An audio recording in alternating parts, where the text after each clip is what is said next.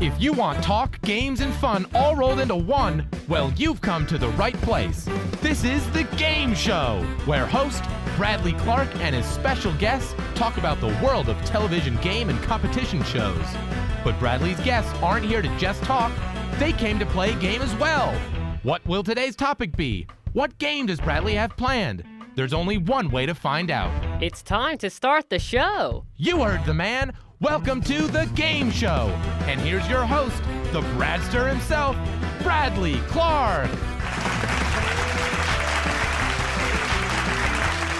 Austin Angelo does not tell a lie. Thank you so much, my friend, and welcome everybody to another exciting episode of The Game Show, the talk show all about the world of television game and competition shows. I'm Bradley Clark, and I am particularly pumped about this episode because today's topic is one I've been wanting to cover since I first created this show, and I'm so glad that today is finally the day.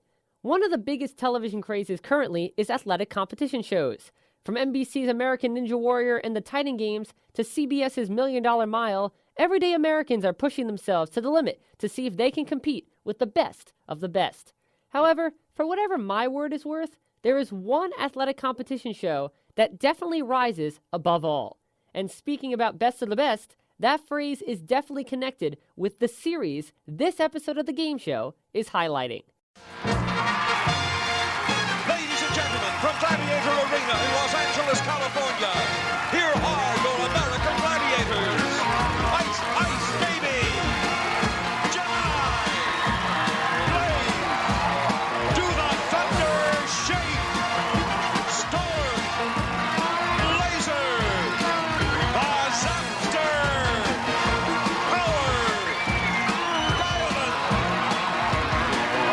Nitro! The Samuel Goldwyn Company presents the American Gladiators. Let the games begin. That's right, it's American Gladiators. It was the first show of its kind. Men and women from all over the country and all walks of life competed in various events of athletic strength and agility and battled against some of America's top athletes, the Gladiators. This year, 2019, marks the 30th anniversary of the television phenomenon. So it gives me great joy that my guest today is one of the longtime stars and longtime favorites of the show.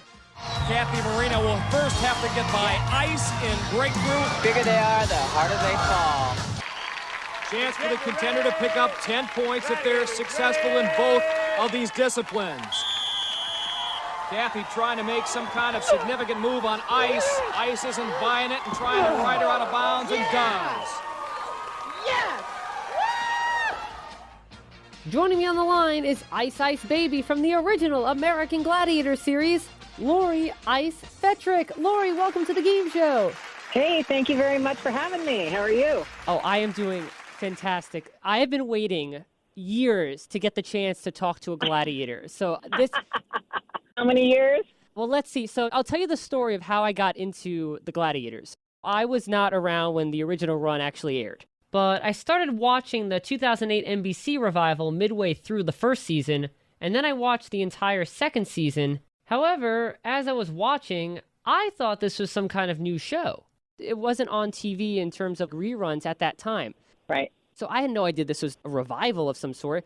So I was actually in Dave & Buster's one night. And on one of the TV screens was the channel ESPN Classic. And I don't know what it was about it, but the set of this show caught my eye. It was season 3, and they were doing the maze.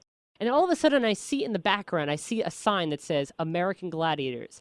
And my jaw just dropped. Oh, funny. So basically, I kept watching the screen, and even though I begged my parents to stay the rest of the night because it was a marathon, I quickly rushed home, found the channel, which I didn't even know I had, on my TV, and I started watching the whole night. And since I realized they aired it daily, I watched every single episode of every single season 5 times. Oh my God, that's so cool. And that's why I'm so thrilled to have the chance to talk with you. Oh, that's awesome. Well, thank you. That's very flattering. I really appreciate that. But enough about me. I want to start talking about American Gladiators. What do you want to know, Bradley? What do you want to know? Well, I'm a very curious boy, so there's a lot of questions I have. And then later on, I like to play a game with all of my guests, so we're going to play a Gladiator-themed game. Perfect. So I'm going to channel my inner referee Larry Thompson, as I say. Host is ready. Oh, that's funny. Gladiators ready. Let's talk about the Gladiators. Let's go. Let's do this. So first off, can you believe that this year, 2019, marks the 30th anniversary of when the Gladiators first debuted? That's right. You know what? I literally forgot about that. I mean, I knew about it all last year, and we were actually toying around with Where Are They Now? Gladiators, and I did a little teaser and see if we could get something going on that. Hi, I'm Lori Fetrick, and I played Ice on the American Gladiators for 9 years. The American Gladiators were icons. We were the first of the kind. We were the first of the reality shows. Our show aired in over 12 countries. We toured around the United States and sold out arenas such as Madison Square Gardens. We had action figures, toys. They were all made in our likeness. Because we were the first competition show, many of the shows today are based on the American Gladiators. And I remember I was like, oh my God, it's going to be 30 years. Kind of blows my mind a little bit. Now, you didn't actually debut on the first season. You actually came on in season 2 along with another Gladiator, Diamond. Correct. From Universal Studios Hollywood.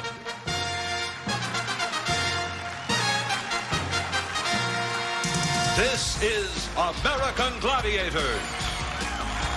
Selected from a nationwide search, 20 men and women have come to Hollywood to challenge our force of American Gladiators for a single honor, to become American Gladiators champions. Now, here are your American Gladiators: Gemini, Lace, Nitro, Gold, Laser, Blaze, Thunder, Ice, Turbo, and Diamond.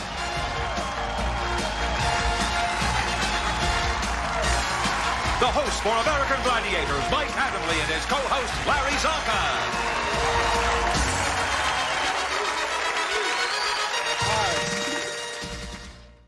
How did you find out about the American Gladiator tryouts? Well, it's really interesting because the very first season was kind of like a pilot season, you know, to see if it was going to kick off and get off the ground, as all shows do a pilot. So I was watching it one day, kind of the same thing. It caught my eye. And being an athlete, I was like, oh, my God, I could totally do this show. This is right up my alley. I basically found out who produced the show. You know, things happen for a reason. I really believe that in the universe. And it just so happened when I was looking at who was producing the show, that year she was taking off because she was having her first baby. So they were looking to replace a Gladiator. And I was just like, that's it. I'm so going out for this. So I went for tryouts. It literally took me about 3 months to get the job because there was tryout after tryout. We started with 50 girls. And it went down from 50 girls down to, let's say, 15, from 15 down to like 7. And then 7 down to like 3. And they were only supposed to choose 1 that year. And they decided to pick 2, and Diamond was the second one. I mean, it was a long haul getting that job. It really was. It wasn't easy. And did you pick your name Ice, or was that given to you? I actually did pick my name Ice because once I did get the job, we were looking at the names and everything. I was like, oh my God, I better come up with a name. Otherwise, they're going to shoot me something really stupid. And so we were kind of sitting on the bleachers, and all 10 gladiators, we were throwing out different names. And that was the year that Top Gun, the movie, was super popular. It just came out. And I was kind of joking, and I said, Iceman. And all of a sudden, everybody kind of looked at me and turned. They go, let's just call you Ice. And I was like, let's do Ice. And that's how my name came about. So when you got the job, did you immediately start going to training? Like, did you find yourself a pugil stick, or did you go rock climbing? No, actually, it was kind of the opposite. I was in super good shape when I tried out for it because I was competing in bodybuilding at the time, and I was getting ready for the nationals. And just with the bodybuilding and my being an athlete, what they did is you can't train for those games. It's too hard. What we did do, though, is once I got the job, they started testing out games on us when we were trying out, actually. So Hang Tough, the rings, that was a complete promo tryout game that we were trying out when I actually got the job. The rings were different. They were big. They were little. We had no grips. My hands were bleeding from blisters and everything. And I knew, I was like, oh, my God, hold on. I wanted the job. But I was in pretty good shape when I actually got the show. So it was just a matter of learning the games is really what it came down to, and the strategy of the games. Because there's a lot of strategy that went into those games. Right, and Hang Tough, that was one of the 2 new events that year along with Atmosphere. Yep. Atmosphere was a little, I'll be honest with you, being here in California. Bradley, where are you from right now? New York. You're out of New York. Okay. You guys don't have earthquakes. Right. So we have earthquakes, and so therefore, when they put us in those atmospheres and bolted it and used the gun, it was like, if an earthquake happens, I'm stuck. And so it kind of gave a lot of people a little anxiety getting in those things. And then the riggers tried to let everybody know you're safer in here than if you were outside if an earthquake hit. We're like, I don't know about that. Being the game show guru you are, I don't remember the name of the game too much because of the fact that I refused to do the game. And that was the game to where they had the racetrack on the ceiling. Skytrack. Okay, I refused to do the game because of the fact I was kind of freaked out about being up there if an earthquake hit. And I was like, yeah, no, I'm done. Count me out. I'm not doing it. So I was a little freaky about that kind of game. The only game I refused to do in the whole Gladiator season. Now that I think about it, I've never seen you on Skytrack. Nope, not at all. And it's a little claustrophobic as well, if you think about it, because all you're doing is staring at that track and 6 inches from your face, and that's it. So I let all the other gladiators do that. You go play that, Zap. You go. Yeah, you can play that game. Speaking of the games, what was a typical taping day like for American Gladiators? Well, we actually filmed 2 episodes simultaneously at the same time. So that way they didn't tear down the game, put it back up, tear down the game, put it back up. So we actually filmed 2 shows at the same time. So that game was up for 4 different contestants. So we would have call times, let's say 8 in the morning. We'd get into makeup by 9. I would say by 10, we were starting our first game. And we probably did 2 different games, break down for lunch, go back, and continue that day. We would be there till 8 o'clock at night. So we'd be there 12 hours a day. So we filmed 21 episodes in about, I want to say 6 weeks. Wow. Yeah, we grinded it out. It was just like bum, bum, bum, bum, bum, because they just cranked them out. So yeah, that was our typical day, 8 in the morning till 8 at night. That must have been especially tough when you had to play back-to-back events that were really physically demanding, like, say, Powerball and Breakthrough and Conquer. No, that was pretty normal. I mean, to be honest with you, if you think about it, the games really aren't that long, 45 seconds to a minute, possibly, maybe longer than that. No, you're right. Powerball was 45 seconds in the original version, and some games lasted a minute, like Atmosphere and Assault, but no games lasted longer than 60 seconds. Yeah, I'm glad you know. But it wasn't that bad, to be honest with you, to do a turnaround. And usually they were really good about strategically stacking the gladiators on giving them a break. So let's say I did Powerball, and now, mind you, they did 4 Powerballs in a row, so it'd go guy, girl. So therefore, I might do the first show, play Powerball, and now there's 3 more Powerballs after me. Then we would start Breakthrough and Conquer. So then I would do a Breakthrough and Conquer. So actually, it wasn't that bad. How was it determined which gladiators would play what event? Did the producers tell you? Did you request sometimes which games you wanted to play? No, that was all producers picking. We didn't really have a choice on what games we were going to do unless maybe somebody had some kind of small little injury and they couldn't do a certain game that day, let's say. So we'd come in, we'd look at the call sheet, we'd see what games we were doing, and you'd always hear somebody in the back going, oh, man. Because the one game nobody ever wanted to play was Human Cannonball. Nobody wanted to play that game. So you always heard, oh, man, in the back, who got Human Cannonball that day. And then we really couldn't switch unless we got a producer approval. You know, we had to have a pretty good reason of why we were switching.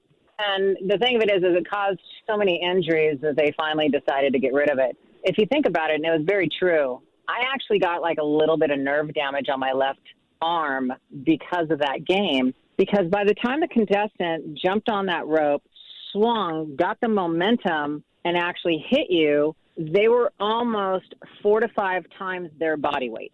So you have a 125-pound girl. Well, by the time she hits you, it feels like 400 pounds hitting you. So that's why it's just like, it was just a really stupid game. And I think that was probably one of the first games I saw on the show when I was watching it for the first time when I wasn't on the show and went, wow, that's a really stupid game.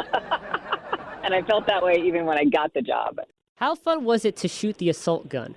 You know, it's so funny because I think that it probably looks more fun on television than it does actually shooting it. And the only reason I say that is because there was always a delay in the gun. And it was very frustrating. If that thing would have shot like, like bam, right on the money, boom, boom, boom, every single time. But there was always some kind of mechanical delay or something in that gun that was super frustrating. To see, they never showed that on television. They always showed the highlights of how awesome it was. Well, it's interesting that you say that because I watch very carefully for the little details. I bet. And I would always love it when you would have to use a little switch to like make sure the ball went in properly or that the balls fell properly. And sometimes the loading mechanism wouldn't work, so you'd have to shake it and whatnot. Exactly. Yep, that's it. And so by the time you do all that, the contestant's like 20 feet in the opposite direction already where you're shooting because you're messing and fiddling around with trying to get that ball in that gun. And it's like, where's the contestant? You know? But when it was working properly, yes, it was a lot of fun to shoot. Let's put it that way. Well, that brings up another question I have regarding if you felt that at some points you think the gladiators were at disadvantages compared to the contestants. And that's one of them, I think, because of the mechanism. But also, Tug of War, your platform was at a disadvantaged spot than the contestants were. So do you think the producers were fair in disadvantaging the gladiators on certain events? Or do you think it was necessary to make sure that the contenders had a better chance at winning? They did that because they tried to make it an even playing field is what they tried to do. Because if you think about it, the gladiators were pretty much 8 out of 10 times stronger than the contestants were. So therefore, they had to give the contestants some type of leg up to give them a fair shot. Because if our platforms were exactly the same straight across, honestly, it wouldn't be that much fun to watch because the gladiators most of the time would just be beating them constantly. They'd be like, oh, there goes another contender. Especially our guys. Our guys were big and strong. So a lot of the games, they had to figure out a way to make it an even playing field to give that contestant a leg up. However, on that note, there were a few contestants that they didn't need a leg up. Let's put it that way. They were big and strong enough. They just came in and some of them just dominated us. Peggy Odita, she dominated the girls. I mean, she was like 5'10", weighing 180 pounds. I mean, come on, at that time, I was like 5'6", weighing like 135. So therefore, anything like breakthrough and conquer, Powerball, she would just run over us. Then we felt like the underdogs. We were like, you know, I don't want to play with her anymore. That's funny because I was literally going to mention Peggy Odita. And then on the guys' side, there was Wesley Two Scoops Berry. I think for the guys got very frustrated with Two Scoops as well because he was so fast that they didn't even know what to think about him. Two Scoops, well, we can tell you this. He holds the record in the Gauntlet. He has flown through this thing in 9 seconds. And that was with 5 gladiators. We changed the rules this year. Now there are only 4. You need high-speed film to catch this guy on camera. Get your stopwatches ready. He is a 1990s version of the Galloping Ghost. Tom didn't hit him. Saber trying everything to do it. Look at that. Constant movement. High stepping. Oh, baby, oh, baby. I'd say that was about 4,000%. Wesley Berry has taken the lead. His time in the Gauntlet, 10 seconds. You know, they were just like, damn, what do you do with all this speed? Because our guys were, let's be real, they were pretty big and slow. The only ones that really could catch him was Laser. Laser was pretty fast for his size. Everybody else, they were slower, had knee problems, one of the two. After the third season in 1992, many of the gladiators left the show because you weren't receiving any of the money from the American Gladiators merchandise, including action figures and lunchboxes. Brad fact, is this why you weren't featured on the fourth season? That was it. It wasn't so much I decided. It was after our tour, and we, as a team, went, okay, so this is kind of ridiculous. We're not getting a dime, all this. And we're the most underpaid television show on the air. That's when it was after, and it wasn't after SAG yet. So we're the most underpaid show on the air and also not getting any merchandising. So as a team, we went, screw it, we're going to hold out. We're not going back the next season unless we get some points. Well, then one by one, the Gladiators, some of them, got scared and got cold feet and didn't want to hold out. And then they went back to the show. But I think there was myself, Nitro, Gemini, and I think there might have been one other one, though. Well, the ones that returned were Laser, Turbo, Diamond, Viper, Storm, and Zap. So that means Lace left. Yep. That means Blaze left. Blaze, Gold. Yep. That's basically what happened. If we as a team would have stuck together, we would have gotten what we wanted. But they basically got cold feet and said, oh, my God. But they didn't understand that they can't do a show without Gladiators. And I think after that season, it actually did lose a lot of ratings because I think a lot of the main characters left. But then some of us came back the following season. We still didn't get any merchandising money. We didn't get a raise. And it was just a matter of they were just not too nice. You know, they were just like, hey, if you don't want to do the show, we'll find somebody that will. So it wasn't like I decided to quit the show. I was a team player, and I held out with the team, but then part of the team reneged. And they said, never mind. I was like, wait a minute. Hold on a second. After the 4th season was over, did the show contact you asking for you to return for season 5, or did you have to ask for your job back? The first season when I left, they did not ask me back. It was after that they asked me back. And it was still under the conditions that it was beforehand. And I was just like, all right, well, it's not going to change. We tried. Okay. Well, I'm glad you came back. Yeah, it was a blast. That show was just absolutely amazing. It really was. Would you say that there were some favorite moments of yours from throughout the run? God, the whole thing, actually, believe it or not. Filming the show was a blast. Going over to England and doing the international show was a phenomenal experience.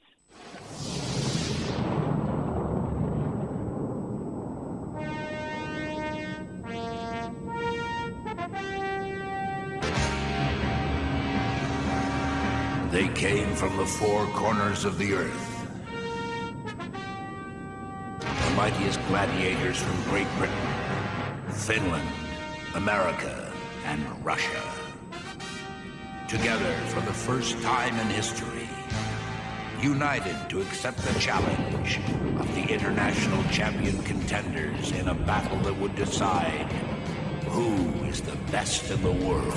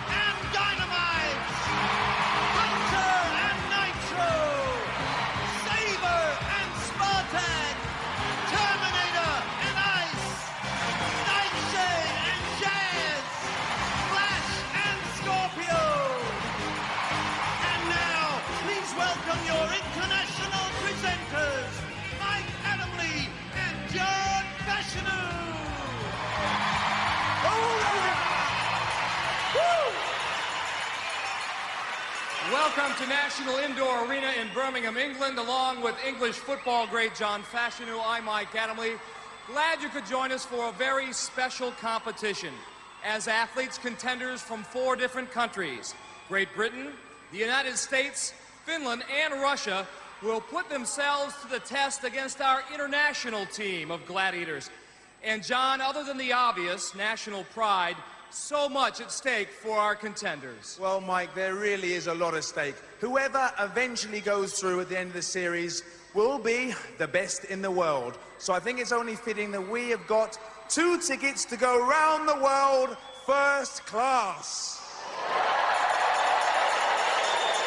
So, let the games begin. And the tour was grinding. Let's put it that way. The tour was very grinding. That was a hard one. And that led all the way up to the Orlando live show. Okay, let's go with the favorite moment is when I got hired. Let's go there because it completely changed my life. Let me ask you this. What do you think of the Titan games? Okay, so here's my thoughts on the Titan games. To me, it was a bit slow. And by that I mean, Okay. I felt like they could have included more games into it. I agree with you 100%. As a matter of fact, when they had their championship finale, they should have changed Mount Olympus. I agree. I was just like, wait a minute, they're going to do the exact same game? That's ridiculous. We all know who's going to win this then. So I found it a bit slow as well. The games, I think they put a lot of thought into them. Some of them were actually really cool and phenomenal. But why they couldn't put more games in? And then the other thing I didn't like was if you were on the show, you did one game. If you lost, you were gone. You didn't even get a chance to do a second game. Exactly. And let's say you pulled that game out of a hat and that's what you got stuck with. And you're like, oh, my God, that's just not my strength. Put me on this game and that's my strength, and I could kick ass all over this. So I think that personally the concept was great. They just need to tweak it now. They need to add more games, like you said, and at the same time, they need to have the contestant not just do one game, but why not do at least 2 to 3 games? And then that Mount Olympus, when you go to the championships, that thing has to be 100% completely different that nobody has ever done before. The only thing they added was at the bottom of Mount Olympus when the contestants had to release the giant ball using a hand crank, and then the giant ball was 100 pounds heavier. Oh, yeah. And that was stupid. I mean, it's like, really? That's all you added to this? They could have totally thought of something more. They had so much money, so much of a budget. Trust me, if Dwayne Johnson, The Rock, is involved, they had money for this show. And looking at that set, trust me, they had money for this show. That set was nothing. Hopefully, if it gets picked up again, they'll hear our radio show right now and they'll take our suggestions. Exactly. I've been suggesting things about a lot of shows on this radio show, so hopefully at least one of them gets heard.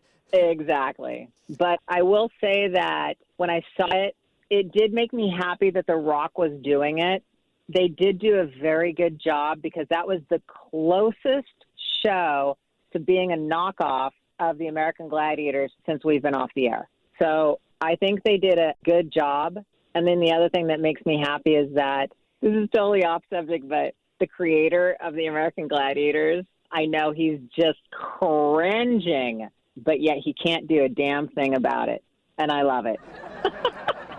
I can't think of the creator's actual name, but his story about how he actually created the Gladiators was really interesting. I read up on it recently. What was interesting about it, here's the deal. Let me give you some scoop on that. His name is Johnny Ferraro, and he created the show with another guy named Dan Carr. Well, those two, they both created the show, but because Johnny is kind of slimy, he decided to steal the show away from Dan Carr, and Dan Carr didn't get a dime out of creating that thing. So that's why there's no love lost there. And everything we do, even today, as an American Gladiator, I tried to put up my website, and I called it Gladiator Life and Fitness. I literally got a letter in the mail from his attorney saying cease and desist. It looks as though the Gladiators are sponsoring your website. What? So I had to change the name of my website, and that's who he is.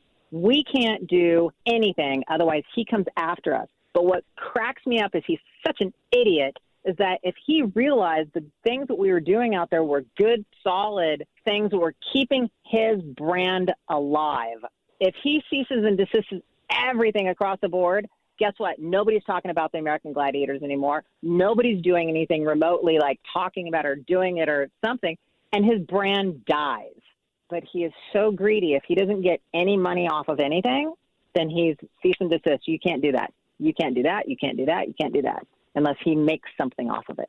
And you wouldn't have a new generation of fans like myself into the original run. Right. Exactly. 100%. So there's your dirt. I love it. That's funny. We're going to talk about the American Gladiators revival in a few moments, but I want to quickly go back to Season 5, the season in which you returned to the show, and ask you what your thoughts were on the 4 new events the show introduced that season: Pyramid, Whiplash, the Gauntlet, and Tug of War. Okay, Pyramid, loved. Absolutely a blast. Had so much fun on that game. Tweaked my knee, didn't matter, loved it still. Whiplash, interesting. fun, kind of cool. I didn't mind it. What was the next one? The Gauntlet. Wasn't really a fan of that one because once that contestant got the momentum of running through the gauntlet, they just kind of ran right over the Gladiator, whatever they had in their hand. And then what was the next one? Tug of War. Tug of War, that was still kind of same thing. It was a little anticlimactic, I think, but it wasn't bad. But Pyramid, I think it filmed extremely well, and to play the game was a blast. I mean, when you grabbed onto somebody and you just fell down that and you're hitting the pads, they were pretty soft, so it was really cool. Oh, another one of my favorites, Slingshot. I love Slingshot. Oh, that was fun, jumping on those bungees. Oh, my God, flying up in the air like that. That game was an absolute blast to play. Loved it. Kathy Marino now with a 5-point lead over Kim Tyler. They're set to Slingshot against our two Gladiators. One of them is Siren, and she'll be joined by Ice Baby. And I don't want to get ahead of myself, but when they introduced Racquetball on the second season of the new Gladiators, I was like, really? Just do Slingshot again. Here's how Racquetball works. Contenders and Gladiators will hit those red buttons to launch themselves towards the baskets. While the contenders try to score high in the sky, the Gladiators will be doing whatever it takes to stop them. 1 point for each ball that's scored in the yellow basket and 2 points for each ball in the red basket.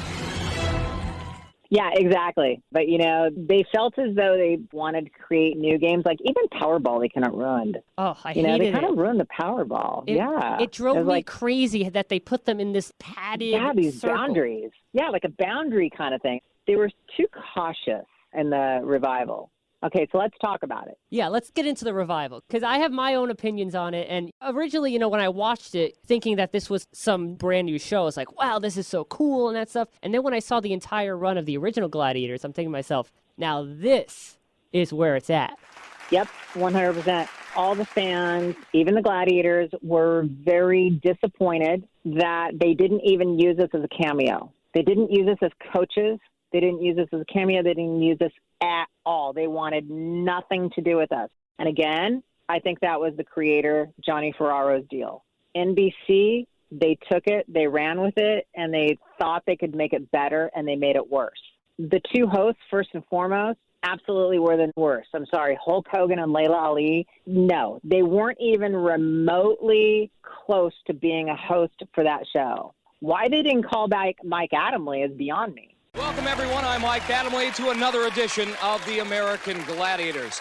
We've seen ups and downs, bumps and bruises, but Larry, for the finalists, I don't think any of them would trade the experience for anything. Tell you what, usually you guys are the man, he the man. Yes! Yes! Yes! Let's hope our gentlemen can start their engines. You didn't need a pugil stick up there, you needed a crowbar. Well, to borrow a phrase from John Houseman, they did it the old-fashioned way. They earned it. Makes it great to be a Gladiator with fans like them. Admit it, you don't have a fan in the world. I love this move. Yeah. Ooh. You know what ultimately undid you, don't you? What? This move like this. That's when you got it in the rear end. As Bob Uecker said in Major League, just a bit outside. You look like Johnny Bench in his heyday, picking off the runner at second base. That was a cross between Curly Howard and Baryshnikov. Boy, Mel Gibson and Danny Glover have nothing on you, Lucian. You're a real lethal weapon. Own the bone. Own the bone. Own the bone. How do you like me now? To borrow a phrase from the Grateful Dead, what a long, strange trip it's been. So long. I went to a taping. Everything was on a teleprompter for Hulk Hogan and Layla Ali. Everything. It took them almost an hour and a half to do the opening when Mike Adamle would nail it in one shot because it wasn't completely scripted. He would just go right off the cuff and start talking, boom, boom, boom, boom, boom, boom, boom. So he made it exciting and amazing. What are your thoughts of the host? Well, what bothered me was that they literally copied the British version and they brought it over to America, in that the host was basically the voiceover guy. Yeah. And Layla and Hulk were basically the celebrity figures acting as interviewers. Right. Now think about it. I hate to say it, but it's almost like they tried to wrap the show around Hulk and Layla. It wasn't about the American Gladiators. It was about them. It was very odd. They didn't play up the Gladiators hardly at all, if you think about it. Did they really have a lot of interview time? Did they have a lot of it like we had? Nope. And not only did the Gladiators have a good amount of interview time, but at most, the show consisted of 8 events. On the Revival, we were lucky to see 5 events in full, and that includes the Eliminator. Yeah, and let's talk about the Gladiators. Were they really gladiators? No, they weren't. I mean, I'm sorry, but all of them were super nice. But were they gladiator material? Not at all. I mean, a gladiator was muscular, could speak on camera well. This is exactly what they looked for me. Okay, so I'm just going by what they wanted. They wanted an athlete. They wanted a body. They wanted looks. They wanted charisma. And they wanted you to be able to speak on film. That's all that I had to have the checklist on for me to get the job. Okay, that checklist flew out the window when they hired the new Gladiators. I was like, really? Gina Carano, she's beautiful, but she hated speaking on camera. And it came across very well. I mean, it came across that she hated speaking on camera. She's an MMA fighter, totally different than being an athlete. She didn't really look like a gladiator. Helga didn't look like a gladiator. I can name all those gladiators, and then maybe one out of all those gladiators actually looked muscular to be an American gladiator. So I don't know what they were going for. No idea. Were you surprised that the Revival used the gladiator named Siren again and then kept the name for season 2 after hearing about the loss of Shelley Beatty in February of 2018, who played the original Siren? I actually was very surprised they used it, and I felt as though in a small little way it was just disrespectful. You could have waited maybe a couple of years, I guess. I think if they would have used, like, for instance, when I found out that there was another ICE in the UK, I was like, couldn't you guys come up with your own name? Why are you using the same names, recycling names? It's kind of stupid. Make your own name. Don't take my name. Don't take Siren's name. And then they're going to go like this. Well, you guys took Wolf because there was a Wolf in the UK. Right. Okay, point taken. But that was NBC. NBC took Wolf.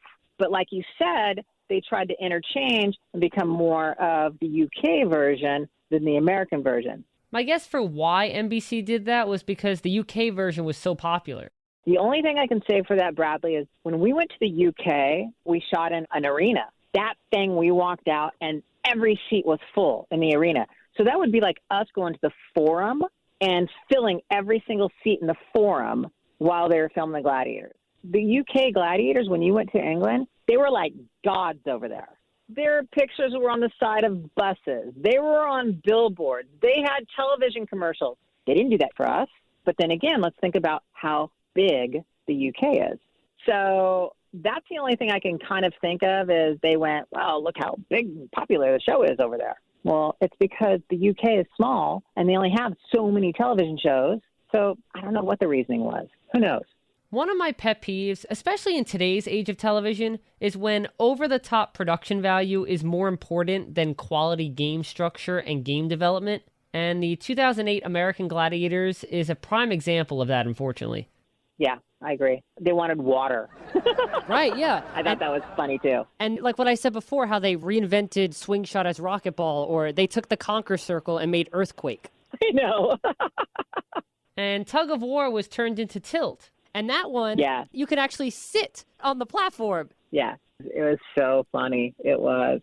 Needless to say, I was very disappointed in the show, and so I wasn't surprised whatsoever when it didn't last.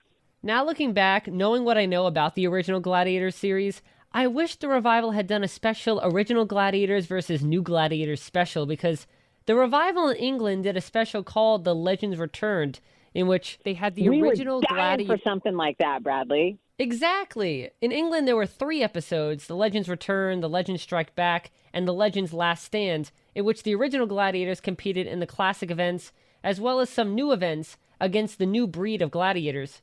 But even if it was only just for 1 episode, I wish they would have done the same thing for the American Revival, because I'm sure all the diehard Gladiators fans would have loved to watch that, and I'm sure yourself and the other Gladiators would have loved to compete again. I don't know if they thought about it, but we were dying for that. We were like, put us up against the new Gladiators. First and foremost, we would all kick their ass, and then it would have made them look stupid. So that, I have a feeling, is NBC kind of covered their ass I went, oh, we're not going to do a show like that because it's just going to make us look like we did stupid casting, literally. That's the only reason I can think of why, because I had emails and I had people asking me, why don't they do new against old? Because we're all up for it. Every single Gladiator is like, we are so in, let's do this. But they never did it. I don't know if you heard or not, but apparently actor Seth Rogen is in talks of bringing back the show again. Yeah, I heard. Again, that's another Johnny Ferraro deal. Johnny Ferraro has been telling us that he's doing an American Gladiator movie since the day I met the man. And it's just like, come on, Johnny, you're going to pitch this movie idea around Hollywood again? I mean, you've been turned down so many times. I understand that people get turned down all the time for their scripts, and then one day somebody picks it up. But Johnny's brand, as far as the American Gladiators, I mean, I don't know what Seth Rogen would do with it, but it would be interesting. Hopefully they would learn something, by what not to do when they did the new one. But if they called you, get out the spandex and sign you up, right? That's like a given. I mean, here's the thing, though. They wouldn't call us in to compete. But I think that, and we all think this, even if they had the classic Gladiators even doing appearances on the show just as a coach or a mentor to something, just something that could tie in the classic Gladiators, I think it'd do the show an amazing world of good. I don't know. That's just my thought. Do you still have any of your American Gladiator outfits? I kept one. I sold the other ones on eBay. Which one did you keep? Your original one? Yeah, I did. I kept the original. I loved in Season 3 when the Gladiator outfits were redesigned to include your name on them, as the outfits for the first 2 seasons were basically a sequins design with no names on them. So that must have been a big moment for the Gladiators team to see your names on the outfits, right?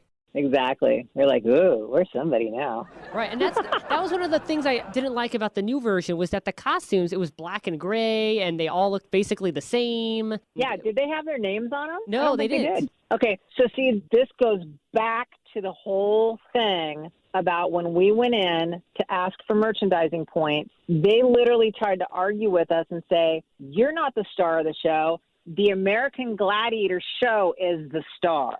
Okay, well, that's like saying, Friends, Rachel Ross, you're not the star of the show. Friends, the show is the star. That's exactly what they tried to tell us. So that's why they were like, you're replaceable. The show will go on, and it will be just as popular without you. So that's why I think the second run, they were like, oh, we're not going to put the names on. We're going to make the show the star. It's the American Gladiators. These guys are just secondary. They're just kind of there as obstacles. I truly, truly believe that. They didn't want to create characters or stars anymore. They just wanted the show to be the star. And that outlook is probably why the revival only lasted 2 seasons. Yeah. People attach themselves to people. People don't attach themselves to the show. In the very beginning, when they watch a show, they like either concept. And then what they do is they find something or the person in the show to attach to. They either love to hate them or love to love them. So therefore, if you don't have that, then why come back and watch the show? What's the draw? Okay, well, let's go there for a second. Maybe that's what happened with the Titan games.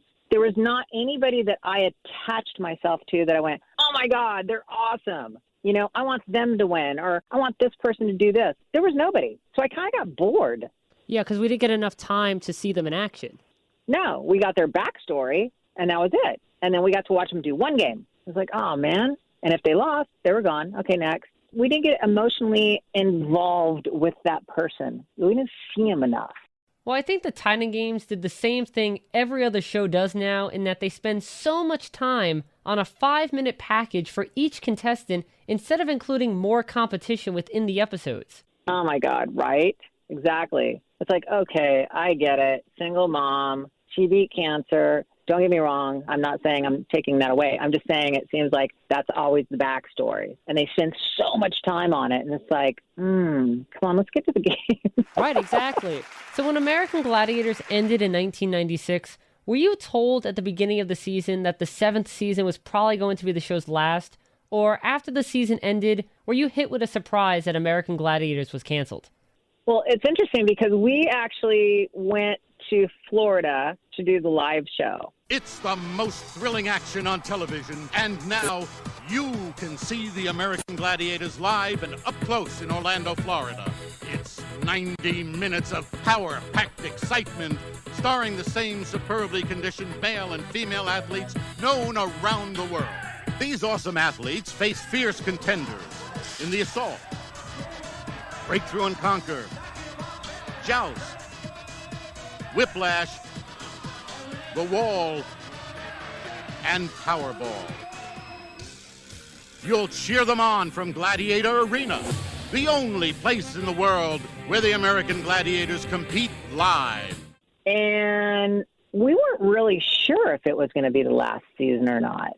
So we filmed it, and then we went to Florida to do the live show. Then when we were in Florida, we found out, oh, they're not bringing it back. So it was very anticlimactic.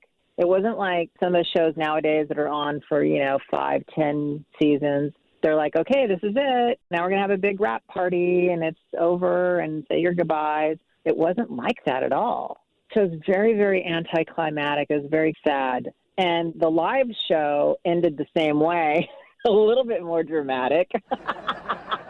Here's some good dirt for you. When we were in Florida doing the live show, we would show up every evening around 6. So we'd show up in the back parking lot and walk through the back doors. Well, we went one night, and all of a sudden the chains were on the back door. No phone call, no email, no nothing. Chains on the door, done. We had to make phone calls and go, excuse me, but what's going on? Oh, yeah, we're done. What? That's how we found out we were done doing the live show.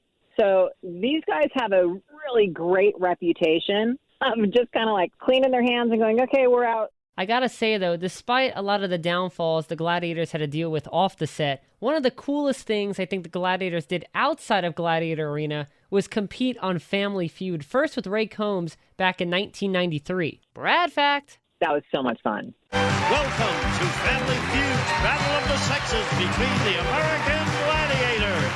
Introducing the women. Zach. Chaz. Ice. Sky. Diamond. Ready for action. And their opponents, the men from American Gladiators. Hawk. Tower. Laser. Turbo. Saber. On your marks. Let the games begin on Family Feud's American Gladiator Special with the star of Family Feud, Ray Combs. Thank you. Thank you very much. Hello to the Gladiator men. Welcome to the Gladiator women. Welcome to the Family Feud. Two great teams ready to battle it out. We're calling it the Battle of the Sexes of the American Gladiators. Yeah, Family Feud was amazing. And what's so funny is that when you're at home watching Family Feud, you're like on it, right? You're like, boom, boom, boom. So when you're on the show, literally, you can go blank. Point value double, top 5 answers on that board. We ask 100 people, finish this sentence. You're slower than... Ice? Me. You're slower than me. Is it up there? Finish this sentence. You're slower than... Moses. Slower than... Okay. I've never heard that. It was almost as bad as mine. What, slower than Moses? It was almost as bad as mine, but hey. Is it up there? It could be. You're slower than Moses. What does that mean? Well, counter term. We gave it a shot, didn't we? All right, don't move. Don't move. Shh. Sky, you have a chance for the women. Finish this sentence. You're slower than... Molasses. Molasses. Sorry. It's a good try, but Laser, we use Montana terms and Washington terms. I would say and Moses. Good job, Sky. And now when I watch it and I see that blank look on their face, I'm like, I know that feeling. I know that feeling. But yeah, that was a lot of fun. That show was a blast. You even got to play Family Feud again on the Richard Dawson revival in 1994. Brad Fact. It's the American Gladiators on Family Feud in the Battle of the Sexes. Introducing the American Gladiator women, Sky, Ice,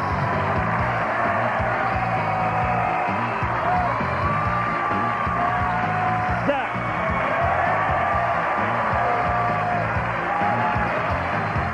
and Panther.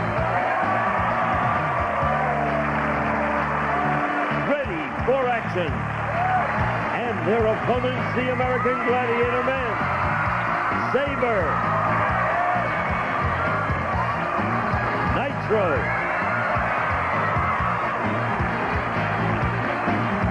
Laser, and Fox.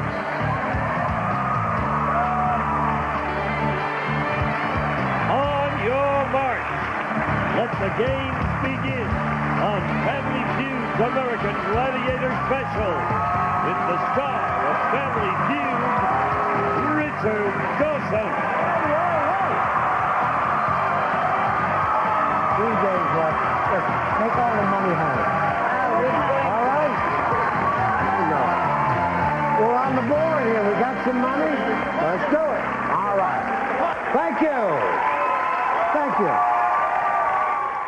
Let's go. Come on.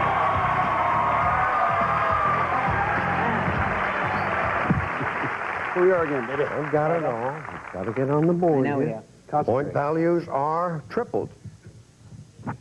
It's down. No, it isn't. I just have a fat hand. Just put your hand down. You put your hand. Oops, sorry. Thank you. Well, we've got to be fair here. Point values are tripled. 100 people surveyed. Top 6 answers on the board. Here's the question.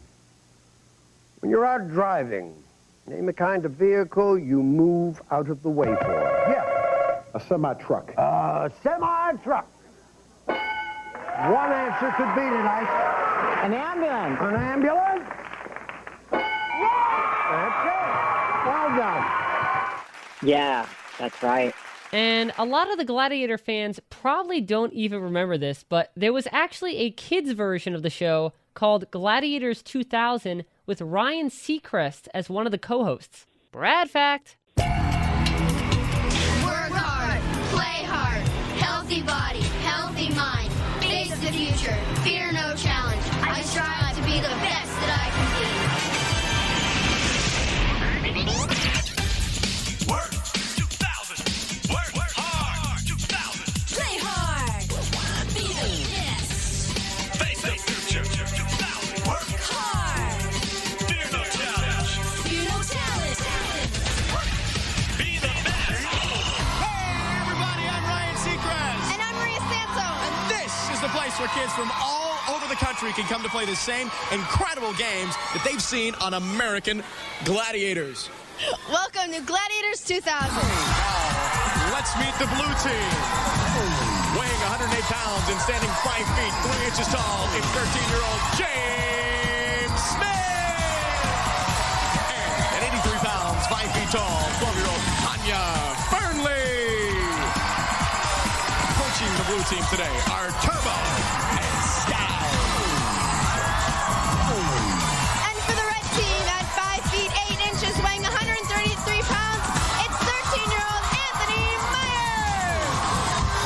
Competing with Anthony is 11-year-old, 4 feet 11 inches tall, 117 pounds, Sean J. Ball.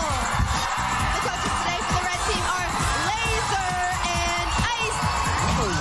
Yep, Ryan Seacrest, I want to say that was one of his first hosting jobs. I could be wrong, but I want to say it was one of his first hosting jobs. It was. Okay. And he was such a sweet guy. He was really good. He was good back then. That was a fun concept, though. That was a fun, interesting show. With a food pyramid instead of the regular pyramid and bones instead of snapback. The games were unique for kids because, I'm sure a lot of kids wrote in saying, when could we play? Exactly. That was a lot of fun.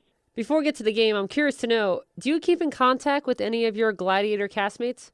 I keep in touch with a few of them, like Ray Hall, it's Shannon Hall. She's another one of my good friends.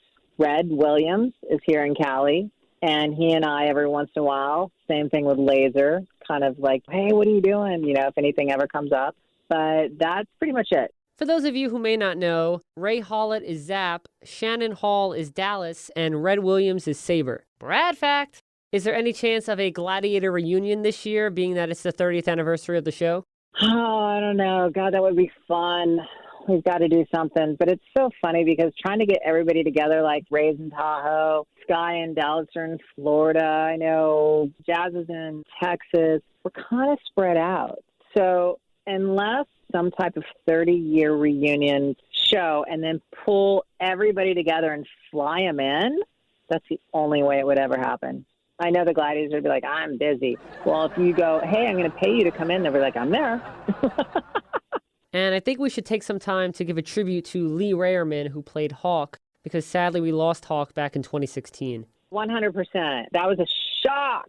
Unbelievable. That's why I said, you guys, we need to get together and do a Where Are They Now before you guys all start dying off. We have to do something, but that was heart-crushing. That was just unbelievable, like a shock. I mean, who knew? Hip surgery, running, boom, blood clot to the heart, gone. That's how fast life is. Hawk always had so much spirit and energy, and he always cheered up the crowd and spent time with the kids in the audience. Definitely the funny man on the team, I would say. 100%. He was awesome. He was truly missed. And in 2017, we sadly found out that American Gladiators host Mike Adamle, who we talked about before, was diagnosed with dementia. And as a kid growing up watching Mike Adamle, although I never wanted to be a sports broadcaster, I would always study the way Mike Adamle interviewed the contestants and the Gladiators, as well as how he talked with the at-home audience, because he was always so engaging, and Mike Adamle's hosting and interviewing skills are phenomenal.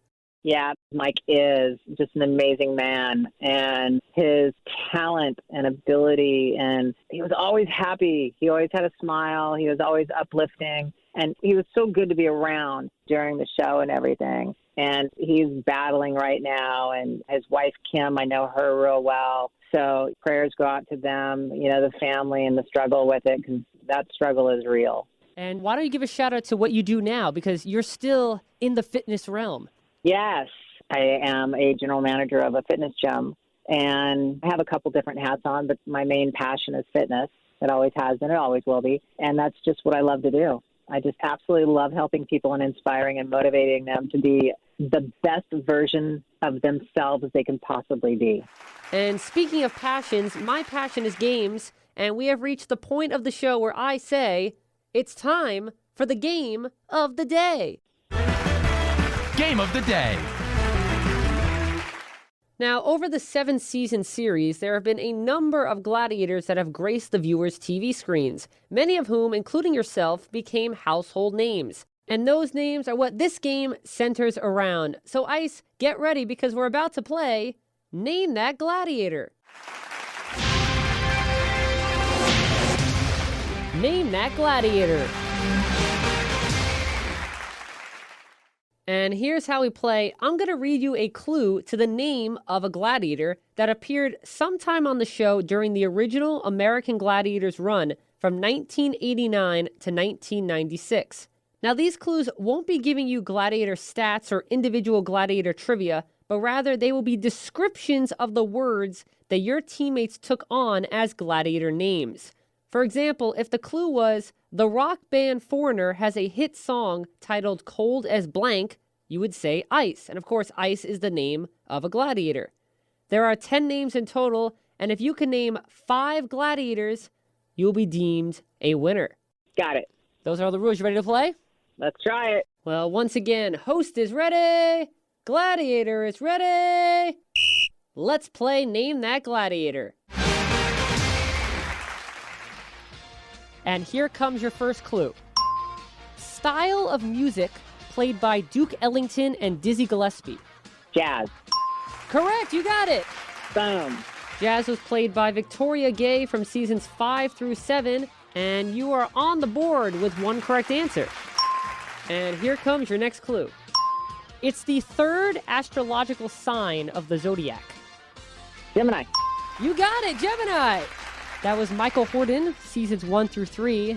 A little Brad fact for you. Michael Horton was actually on Card Sharks and Pressure Luck. Brad fact. Oh, cool. You have 2 correct answers. Here comes your next clue. Its chemical symbol is AU on the periodic table of elements. No idea. What is it? Gold. Oh, I'm a terrible gladiator. Okay, go ahead. Played by Tanya Knight, seasons 1 through 3. Here comes your next one. Zuma Beach is located in this California city. Malibu. Very good. There you go. Only on for the first half of season 1, Darren McBee played Malibu, and I've got to admit, that flowing blonde hair of his will get you every time. Right. You now have 3 correct answers. You only need 2 more correct answers for the win, and here comes your next clue. A 2013 animated movie about a speedy snail had this title. Laser. Ooh, not Laser. It was actually Turbo. Oh, that's right. Turbo the snail. No worries. Here comes your next one. The name of the NHL team that plays its home games in Buffalo, New York. Wasn't Sabre, was it? You have to be more confident with your answers because it is Sabre.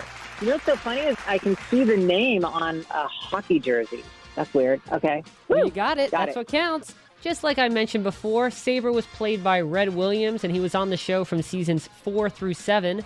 All right, Lori, you have 4 correct answers. So that means you only need 1 more correct answer to win. So here comes what possibly could be your winning clue. This word can be preceded by Hope and Dustin. Give me another clue. No idea. Just give it to me. What is it? It's Diamond. Hope Diamond and Dustin Diamond from Saved by the Bell. Oh, okay. A little clever there on my part, I thought. Nice. All right, here comes your next clue. You still only need 1 more correct answer to win. Celebrity chef Anderson and The View co-host Hostin both share this first name. Wait a minute. I think I know this one. Sonny?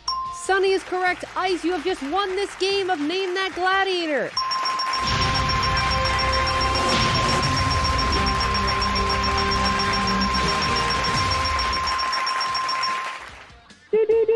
That's awesome. Sonny was played by Cheryl Baldinger during the first half of season 1 only, just like Malibu. And Ice, I truly hope that you had fun playing this game. Good game, Bradley. Good game. Well, thank you so much. I had so much fun creating it and hosting it for you. And that was the game of the day, Name That Gladiator. Name That Gladiator. Well, Lori, it has been such a pleasure having you be the first gladiator to ever join me on the game show. So I truly hope you've had just as good of a time as I have today talking about American Gladiators. I did. I have a really good time, and it was wonderful talking with you. And Laura, you of course have an open invitation to come back onto the game show as my guest whenever you'd like to talk more about the Gladiators with me, or if you just want to play another game. Awesome. Sounds good. All right, Lori, take care. Bye-bye. Bye-bye. Well, the Eliminator is over, which means we've come to the end of yet another episode of The Game Show. My thanks once again to Lori Fetrick, a.k.a. Ice, from the original American Gladiators, for joining me today. However, the fun never stops because you can check out all of my previous episodes of The Game Show by logging on to www.soundcloud.com/Bradley_Clark, that's BRADLEY_CLARKE/sets/The Game Show. That's www.soundcloud.com/Bradley_Clark, that's BRADLEY_CLARKE/sets/The Game Show. Plus, don't forget to like The Game Show starring Bradley Clark on Facebook and follow The Game Show starring Bradley Clark on Twitter using the handle @TheGameShowBC and #TheGameShow. And of course, be sure to tune in next time for another exciting episode of The Talk Show, all about the world of television game and competition shows, The Game Show. I'm Bradley Clark, the Bradster, and I'm going to go get my pugil stick and prepare myself for the joust. Bye for now. This edition of The Game Show was created and produced by Bradley Clark and was recorded at the WRHU studios. This is Austin Angelo speaking.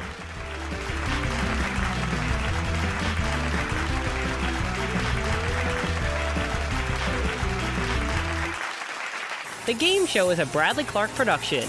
Get your game on.